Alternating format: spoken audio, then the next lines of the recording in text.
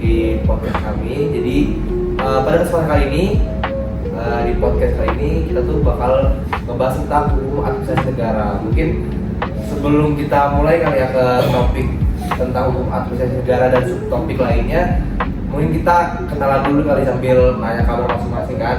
Sebelumnya perkenalkan dulu, saya terkenal Polda Imigrasi, nama saya Jufar Ikram dengan nomor registrasi Taruna 2022-2016-1.1.01 Prodi Hukum Pimpinan Z. Teman saya? Nama saya Muhammad Rizal Faki dengan NRT 2022-2023-1.51 Prodi Hukum Pimpinan Z. Saya Taruni Muda, Politik Imigrasi, dengan nama Nasional Dewa Putri, nomor registrasi Taruna 2022-2606-2.31. Saya Nur Jonathan, NRT 202-204-101. Mungkin sebelum kita mulai ke topiknya, mungkin kita tanya kabar dulu kali ya. Udah langsung cepet banget. Mungkin apa sih kesibukannya nih? Kan udah kita kan terhitung dikit lagi nih mau naik 33 kali ya di penghujung tahun ini. Apa sih kesibukan yang udah dilakuin? Kalau saya sih kesibukannya nih menjelang kita naik tingkat 3, kesibukan saya masih sama dengan 1. Sebagai selain seorang taruna, kita kesibukannya ya kalau nggak bekerja, berarti dan menjalin relasi sama yang lain. Namanya kan kita namanya sekolah dinasan kali ya. Ya. Ada juga sih. Sekolah Asa sendiri gimana nih sebagai taruni kan? Kesibukan.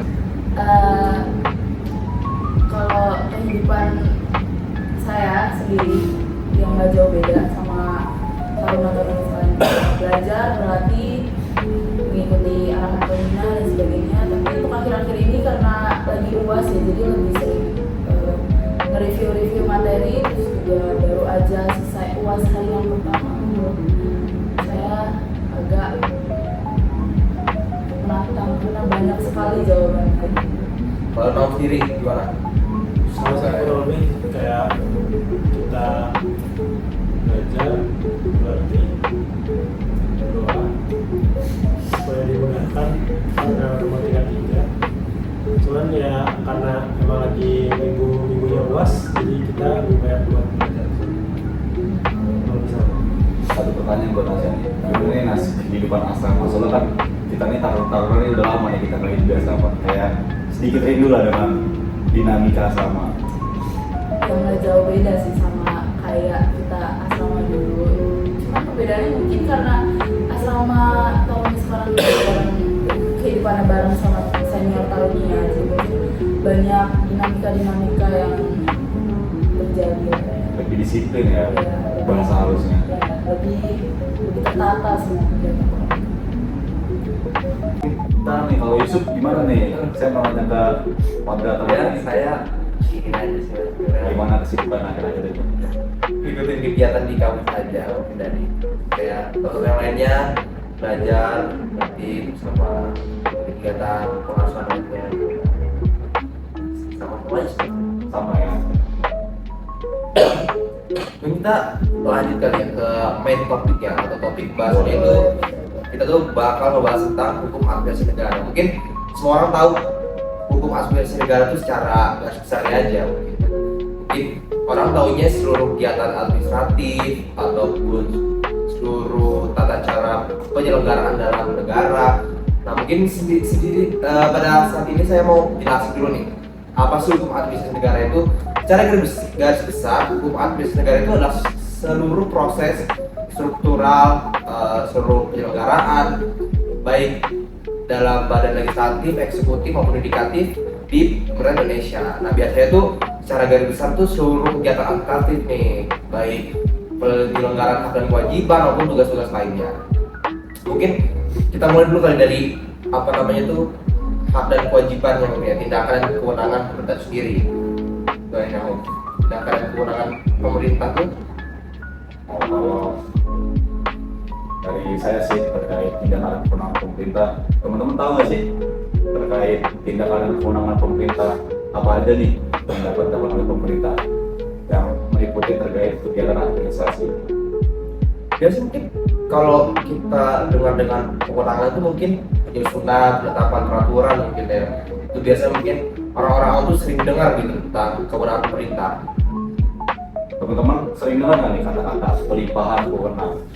Iya. Nah, tentunya di hukum administrasi negara ini menurut saya sangat erat lah karena terkait tentang pelimpahan wewenang. Tapi teman-teman perlu tahu pelimpahan wewenang bukan asal melimpahkan wewenang dari satu lembaga ke lembaga lain. Tentunya ada beberapa aturan atau mekanisme yang dianut dalam pelimpahan wewenang. Teman-teman ada yang tahu kira-kira pelimpahan wewenang itu apa aja jenis-jenisnya? Mungkin gue coba jawab ya. Mungkin kalau misalnya ada yang salah, tolong dikoreksi. Mungkin menurut gue ini kewenangan dan penyelenggaraan pemerintah ini dibagi jadi dua. Penyelenggaraannya sendiri tuh bisa dari pemerintah pusat dan pemerintah daerah. Kalau yang lain ada? Mungkin kurang tahu sih kalau kita yang itu. Oke, sedikit lagi nasi juga, sedikit lagi Pak. Jadi terkait pelimpahan wewenang itu dalam hukum administrasi negara itu dibagi menjadi tiga. Yang pertama ada atribusi, yang kedua ada delegasi, dan yang terakhir ada tahu apa? Betul, itu tahu. Yang terakhir adalah mandat. Yang pertama atribusi. Jadi atribusi itu adalah pelimpahan wewenang dari undang-undang atau undang-undang dasar kepada pejabat atau lembaga negara. Tentunya terkait kewenangan itu full ada di lembaga negara tersebut. Yang kedua itu ada delegasi, yaitu pelimpahan wewenang dari satu lembaga ke lembaga negara lain atau lembaga negara yang lebih rendah dari lembaga negara tersebut. Nah, terkait delegasi ini untuk kewenangannya itu pindah tangan dari yang tadinya lembaga negara satu ke lembaga negara dua. Nah, bedanya dengan mandat itu sama, hampir sama kayak delegasi, yaitu pelimpahan wewenang dari satu lembaga ke lembaga negara lain atau lembaga negara yang lebih rendah di bawahnya. Tetapi untuk tanggung jawabnya tetap dipegang oleh lembaga negara yang memberikan tanggung jawab tersebut. Semisal kita dari mandat deh, ketika KKN nih, kalau KKN dijelaskan sering nih pasti yang namanya DL di luar. Nah, ketika di mereka DL nih, kalau teman-teman nanti pula kan pasti kewenangan itu dilimpahkan kepada pejabat struktural yang ada di kantor, misal di kepala IPLDA misalnya. Nah, tanggung jawabnya itu dilaksanakan pada hari itu oleh kepala IPLDA tersebut, tapi tanggung jawab keseluruhannya tetap ada pada kepala kantor. Jika jadi apa-apa sesuatu jadi ya kepala dalam pelayanan yang salahkan tetap kepala kantor. Beda sama mandat, kalau beda sama delegasi. Kalau delegasi itu untuk tanggung jawabnya itu pindah full. Misal BNN nih meringkus orang yang narkobanya diambil, diserahkan kepada kepolisian yang orang yang meringkus narkoba tersebut. Nah, secara otomatis tanggung jawab terkait tersangka yang mengumpulkan narkoba tersebut dipindahkan kepada kepolisian dan di Indonesia. Seperti itu terkait. Setelah kita tadi tahu kali ya pelimpahan kekuasaan dan kewenangan pemerintah lainnya, mungkin dari kewenangan itu sendiri kan kita tuh ada beberapa hal yang harus dipenuhi dari kewenangan itu sendiri. Kayak misalkan kewenangan itu harus transparansi, harus tidak timpang tinggi gitu kan. Dan itu masuk dalam asas pemerintahan yang baik gitu. Betul. Atau nggak sih apa aja gitu asas pemerintahan yang baik? Kalau menurut saya sih, saya tahu nih asas pemerintahan baik itu adalah apa, tapi yang saya ingat cuma beberapa, misal ketika keterbukaan, ketika berpihakan, terus kejujuran dan lain-lain. Mungkin teman-teman ada yang tahu? Kalau menurut saya sendiri sih di zaman sekarang ya asas hukum pemerintahan baik mungkin semuanya memang penting, tapi yang penting di zaman sekarang itu menurut saya itu tentang keterbukaan, karena zaman sekarang ini kan teknologi itu udah canggih banget, apalagi tentang informasi cepat banget nyebarnya. Nah, ada kalanya di mana suatu informasi itu bisa tersebar dengan baik, namun ada kali juga informasi itu hoax gitu munculnya.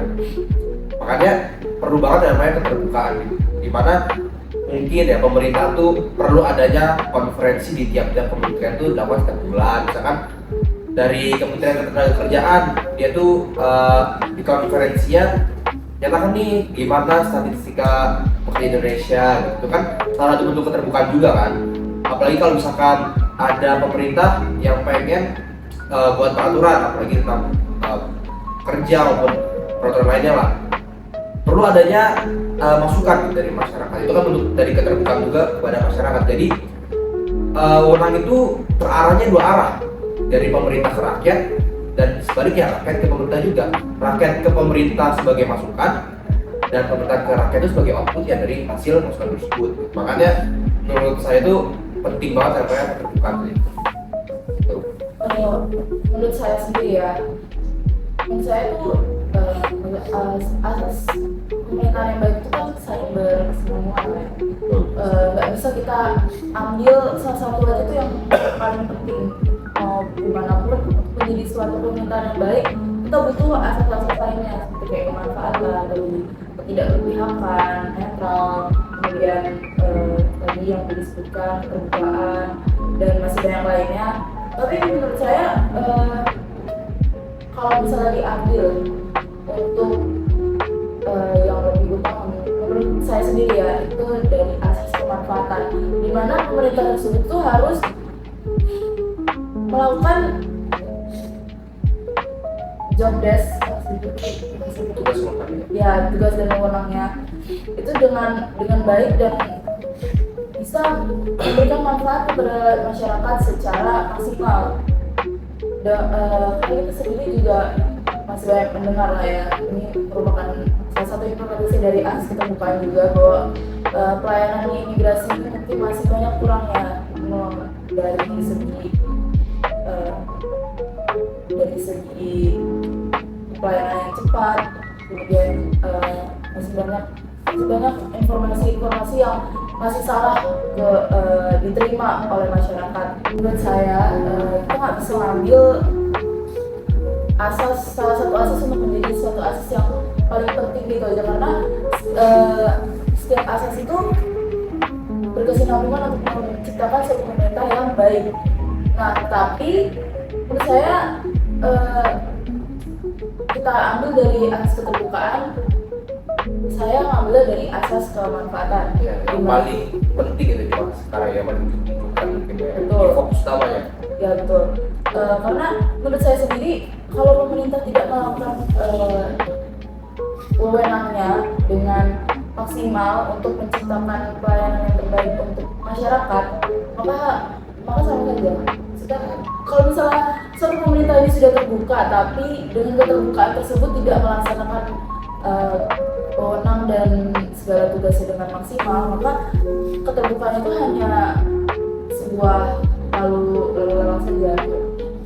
Seperti semisal saya ada komplain ke Yusuf, misal, Yusuf, kamu kenapa sih kalau bikin tugas gini? Terus Yusufnya cerita ke saya kalau misalnya saya gini aja, dan dia nggak melakukan sebuah introspeksi dari segala permasalahan yang dia punya untuk melaksanakan tugas yang harusnya kita kerjakan bersama. Itu jadi hanya terbuka saja itu nggak cukup. Jadi menurut saya kembali lagi kita nggak bisa mengambil salah satu asas untuk dijadikan paling utama gitu aja. Karena sebenarnya asas pemerintahan baik itu sebenarnya supaya penting ya. Mungkin berbicara tentang asas pemerintahan baik kan itu pasti harus dipenuhi oleh segala macam instansi yang baik di pemerintah pusat maupun di daerah. Nah, kita mulai dari mungkin kewenangan dan penyelenggaraan pemerintah pusat gitu ya. Biasanya kan pusat itu kan sebagai salah satu sentralnya lah, sebagai center of undang-undang ya, sentral dari segala peraturan gitu. Menurut Nasya sendiri gimana kalau dari pemerintah pusat itu gimana penyelenggaraan? Sebelum kita masuk langsung ke pemerintahan pusat dan pemerintahan daerah ya, saya sendiri mau ngasih tahu kalau misalnya wewenang itu merupakan hak dan kekuasaan pemegang jabatan untuk memilih, mengambil sikap atau tindakan tertentu dalam melaksanakan tugas. Jadi wewenang itu semacam suatu kebebasan lah untuk memegang wewenang tersebut untuk mengatur atau memberikan tugas atau menjalankan tugasnya. Kalau menurut saya ini sejalan sama asas umum pemerintahan baik tadi kan, kalau dari dasar hukumnya itu kan diatur dalam Undang-Undang Nomor 30 tahun 2014 nih tentang administrasi pemerintahan. Yang tadi kita bahas itu seputar 8 poin. Yang pertama itu ada kepastian hukum, kemanfaatan, ketidakberpihakan, kecermatan, tidak menyalahgunakan kewenangan, keterbukaan, kepentingan hukum, dan pelayanan yang baik. Sebenarnya kan asas-asas tersebut dari ke-8 itu kan saling berkesinambungan dan harus dilakukan oleh pemerintah, baik dari pusat hingga lini terkecil, misal daerah. Nah, kita kan lagi di sekolah kedinasan yang bergerak di bidang keimigrasian. Teman-teman tahu nggak sih kalau keimigrasian sendiri ini sebenarnya nih adalah kekuasaan absolut yang diatur oleh kewenangan pemerintah pusat. Baru tahu ya? Tahu. Jadi sedikit informasi buat teman-teman, keimigrasian ini adalah merupakan kewenangan absolut dari pemerintah pusat, yaitu pada bidang justisi. Tahu justisi?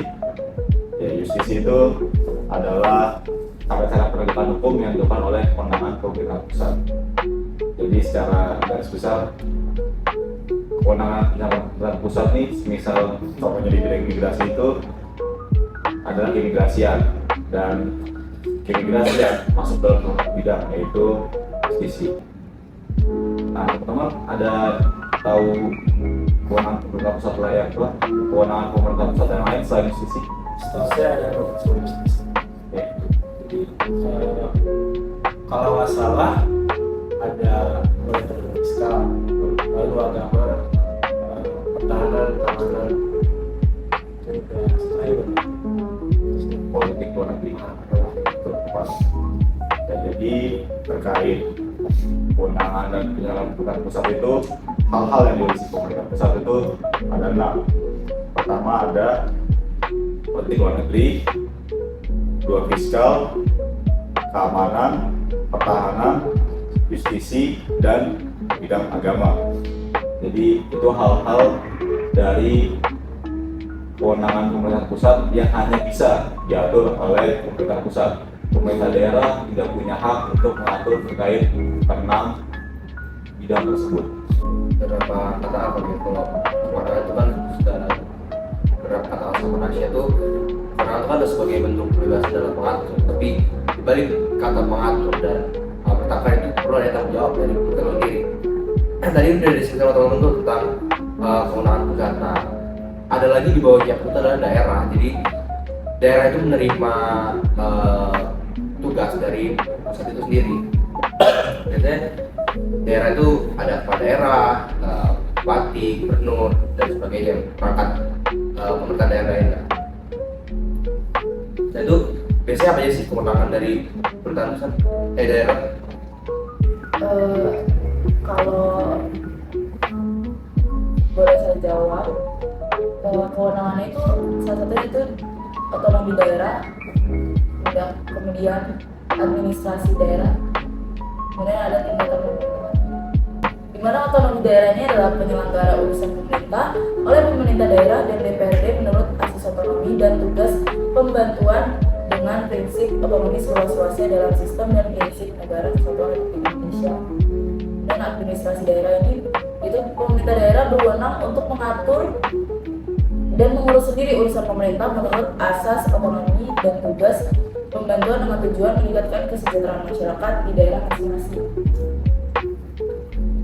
Jadi beberapa Nasya, sebenarnya bagian terpenting dari pemerintahan daerah itu adalah otonomi daerah, di mana otonomi daerah itu adalah kemampuan daerah itu untuk mengelola gitu sumber daya, baik sumber daya alamnya maupun sumber daya manusianya yang ada di daerah itu. Makanya tantangan terbesar dari otonomi daerah sendiri itu gimana caranya kita memberdayakan kearifan lokal atau sumber daya lokal itu semaksimal mungkin gitu.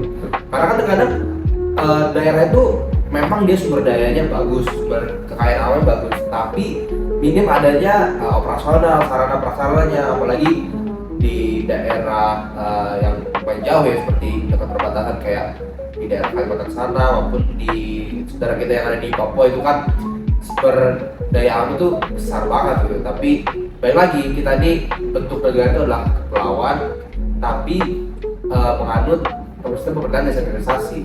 Makanya sulit untuk mengelolanya lebih lanjut gitu. Makanya salah satu tantangan terbesar dari otonomi daerah itu adalah kemampuan pemerintah daerah itu untuk mengelolanya gitu.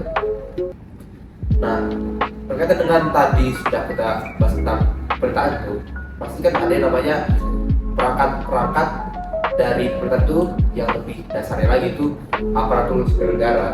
Nah, aparatur sipil negara itu merupakan bisa dibilang apa ya, orang-orang yang bekerja di bawah pemerintahan gitu, dan itu diatur dalam Undang-Undang Nomor 20 Tahun 2023 kan. Jadi ASN ini sama nggak sih dengan PNS? Sebenarnya di dalam ASN itu dibagi lagi menjadi dua, ada yang namanya PNS dan P3K. Mungkin dulu orang mengenali P3K itu sebelum adanya revisi ya, mungkin dengar itu honorer, mungkin dari zaman dulu dengar honorer, tapi karena di pemerintahan sekarang tuh istilahnya ingin mengangkat derajat honorer, makanya diubah jadi P3K agar dalam ASN itu tidak ada perbedaan gitu antara PNS dan P3K dalam tupoksinya. Yang membedakan mungkin hanya dari nanti tunjangan setelah pensiunnya. Berarti selama ini kita agak keliru ya terkait penyebutan terkait ASN sama dengan PNS. Padahal PNS itu adalah salah satu bagian dari ASN. Tapi tadi kita udah ngomongin tentang kewenangan pemerintah, setelah dan kewenangan lainnya kan. Nah, di dalam pemerintah itu ada namanya keputusan tata usaha negara. Sebelum masuk ke keputusan tata usaha negara, saya mau nanya tentang perbedaan hak dan kewajiban antara PNS dengan P3K dari perubahan undang-undang yang baru ini. Kan tunjangan PNS dan P3K itu sama-sama diberikan tunjangan pensiun. Karena sebelumnya itu P3K itu tidak mendapatkan tunjangan pensiun. Itu kira-kira perbedaannya bagaimana? Mungkin kalau kita berbicara dari bentuk kontrak ya, kalau PNS itu bisa dikatakan dia tuh pegawai, namun dengan dia tuh kontraknya tetap, dia tuh memang diperuntukkan dalam suatu kerja itu memang dia tuh adalah pegawai tetap. Beda sama P3K yang dia tuh memiliki apa ya, masa kontraknya. Jadi waktu-waktu mungkin dia bisa di pensiunkan dini, tapi kan memang dalam suatu instansi itu kan P3K itu memiliki masa kerja masing-masing. Terus tadi sampai yang pertama saya bahas tuh tentang tunjangan setelah pensiun ya. Itu kalau PNS itu dia tuh masih dapat tunjangannya. Kalau untuk misalnya saya kurang tahu, tapi kalau dari tunjangan itu kalau PNS itu dapat, kalau P3K itu enggak, karena balik lagi dia itu hanya sebagai pegawai yang terkontrak. Nah, kalau misalkan PNS itu dia tuh bekerja sampai dia tuh pensiun gitu, biasanya sekitar 60 sampai 64 tahun. Sedangkan kalau P3K dia tuh bekerja dengan sesuai masa kontraknya. Jadi kalau misalkan hubungan dia dengan instansi sudah selesai, ya selesai dia, nggak ada lanjutnya lagi. Nah, kalau secara jabatan PNS itu bekerja tuh dalam struktural dan fungsional. Kalau P3K umum dia tuh cuma bisa di fungsional aja. Mungkin yang saya tahu perbedaannya itu secara garis besarnya.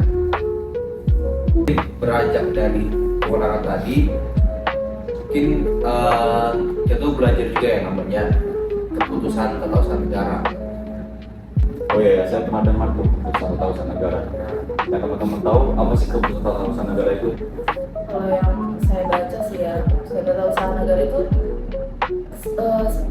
suatu penetapan tertulis yang dikeluarkan oleh badan atau pejabat tata usaha negara yang berisikan tindakan hukum tata usaha negara yang berdasarkan peraturan perundang-undangan yang berlaku. Yang saya tahu. Berarti untuk dikategorikan sebagai keputusan tata usaha negara itu dia pasti punya sifat-sifat spesifikannya. Jadikan dirinya tuh dia dinamai sebagai keputusan tata usaha negara. dari judulnya aja ya, keputusan itu berarti sudah bersifat konkret dan final.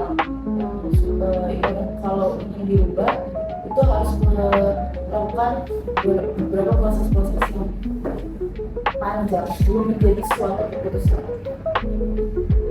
Berarti tentunya karena ini keputusan, dia juga ditujukan untuk individual ya.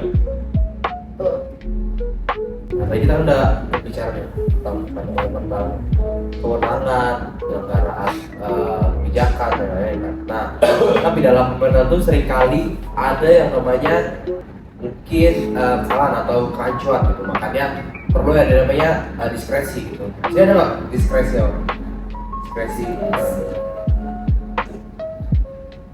Ini saya ini kali ya jelasin dulu secara garis besar. Jadi diskresi itu adalah suatu tindakan atau ketetapan yang dilakukan oleh pemerintah terhadap undang-undang gitu. Apabila dalam undang-undang itu adanya kekeliruan, terus timpang tindih, ketidakjelasan maupun stagnasi. Gitu. Stagnasi itu dalam artian undang-undang tersebut memang ditetapkan, namun tidak dapat terlaksana maupun tidak dapat berjalan dengan baik. Gitu. Nah, biasanya diskresi itu dilakukan oleh pemerintah baik pusat, daerah. Nah, dalam hal ini juga secara luas oleh badan legislatif, eksekutif maupun yudikatif. Namun dalam arti sempit, diskresi ini bisa dijalankan oleh pemerintahan eksekutif. Gitu. Nah, biasanya tujuan itu apa sih? Tujuan itu kenapa diperlukan diskresi? Diskresi itu perlu banget dilakukan agar kedepannya itu ada tindak lanjut gitu dari kerancuan perundang-undangan itu. Karena kan yang namanya kerancuan itu kita nggak boleh yang namanya didiamin aja, karena itu dapat mengganggu jalannya pada pemerintahan gitu kan. Nah, cakupannya itu seperti yang tadi saya bilang itu masuk dalam eksekutif, yudikatif maupun legislatif gitu. Nah, saya itu tujuan lain itu buat ngisi kekosongan hukum gitu. Kalau misalkan ada kekeliruan nih, otomatis hukum itu nggak berjalan. Makanya disebut kekosongan hukum. Makanya perlu ada diskresi. Biasanya itu diskresi itu bisa dengan merevisi peraturan tersebut maupun pembuatan ulang undang-undang lagi gitu. Nah, terus bisa sebagai melancarkan penyelenggaraan pemerintah, terus memberikan kepastian hukum. Karena kan tadi ada namanya kerancuan kan, biar masyarakat tidak bingung harus menaati peraturan yang mana. Nah, sebagai bentuk antisipasi dari stagnasi pemerintah. Jadi tadi saya bilang stagnasi itu adalah tidak berjalannya suatu undang-undang atau peraturan. Nah, dalam diskresi ini perlu adanya beberapa syarat agar diskresi ini tidak keluar dari batasannya. Contohnya kayak tadi kita udah bahas tuh, perlu adanya pemenuhan syarat-syarat asas umum pemerintahan yang baik. Itu penting banget karena kan salah satu acuan dari pembentukan peraturan itu adalah asas umum pemerintahan yang baik. Nah, terus biasanya tuh nggak menimbulkan konflik atau kepentingan, sehingga nantinya tuh memang tujuan dari peraturan ini ya memang untuk rakyat gitu, nggak ada kepentingan politik di dalamnya. Nah, terus diskresi ini dilakukan oleh pejabat-pejabat berwenang pastinya kan. Nah, sesuai dengan tujuan diskresi yang dimaksud. Kalau memang tujuan dari peraturan undang-undangan itu untuk mengatur aparatur daerah, di diskresi selanjutnya harus tetap sama tujuannya. Nah, selain itu juga sebenarnya ada ketentuan tambahan gitu dari diskresi itu, yaitu perlu adanya persetujuan pelaporan atau pemberitahuan kepada atasan pejabat. Jadi kalau ada suatu kekeliruan perlu adanya pelaporan kepada pemerintah yang di atas gitu, agar perlu adanya revisi secara cepat gitu. Itu sih. Kalau mungkin ada yang mau nambahin? Kan diskresi ini memberikan kebebasan dalam pengambilan keputusan. Kemudian apabila suatu keputusan itu ditetapkan secara semena-mena, itu kan akan menjadi suatu permasalahan ke depannya. Maka menurut saya diskresi ini diperlukan batasan-batasan seperti batasan hukum, kemudian batasan etika dan moralitas. Baik lagi juga tadi untuk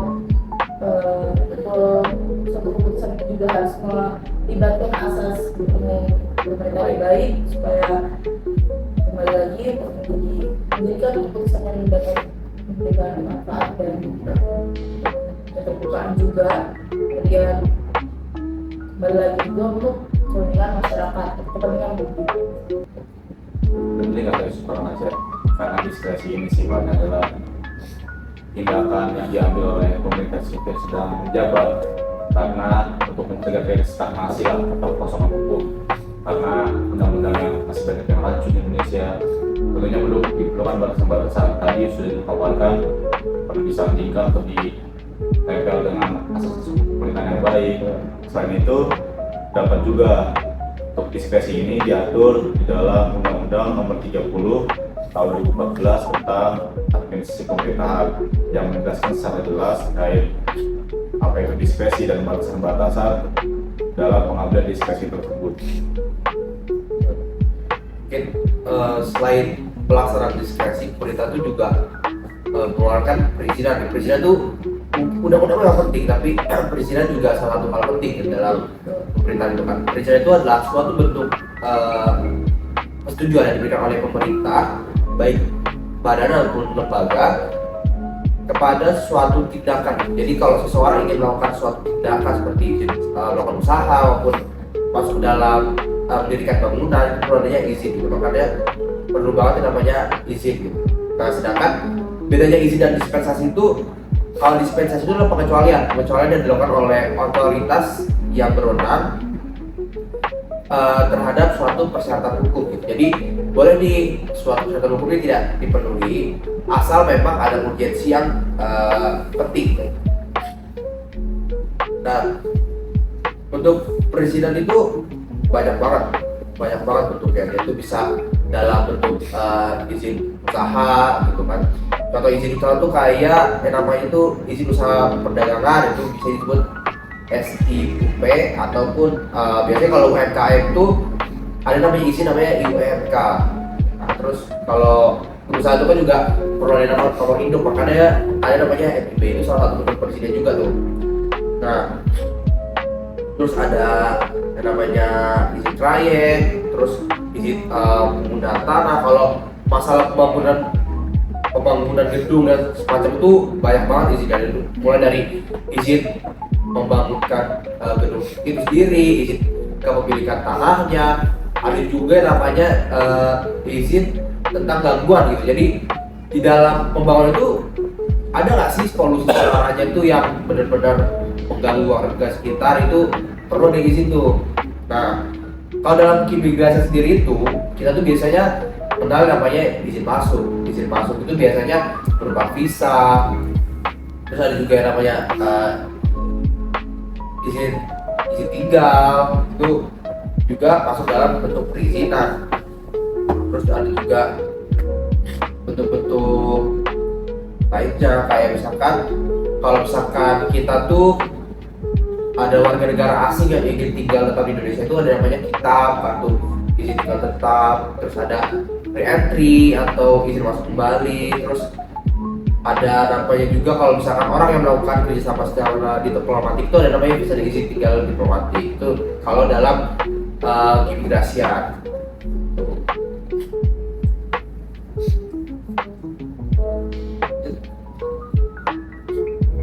Nah, setelah perizinan di sini kita lanjut ke sanksi-sanksi dalam hukum administrasi negara. Jadi kurang lebih sanksi di dalam hukum administrasi negara ini artinya itu sama aja kayak sanksi pada biasanya. Jadi misalkan kayak itu adalah tindakan hukum yang dikenakan oleh pejabat administrasi lah terhadap individu ataupun badan hukum yang melanggar ketentuan hukum administrasi tersebut. Nah, jenis sanksinya ini bisa berupa peringatan, bisa juga teguran lisan atau tertulis, bisa juga denda berupa sejumlah uang misalnya akibat melanggar, lalu bisa juga pencabutan atau pembatalan izin, dan juga masih banyak lainnya lah. Nah, di keimigrasian sendiri ada juga membahas juga sanksi, misalkan kayak kita overstay atau kita punya prinsip legal, tapi bisa itu diterapkan PAK, Ya. administrasi keimigrasian. Nah jumlahnya itu sesuai lah dengan pelanggarannya, Pelanggarannya, tertulislah di permen atau di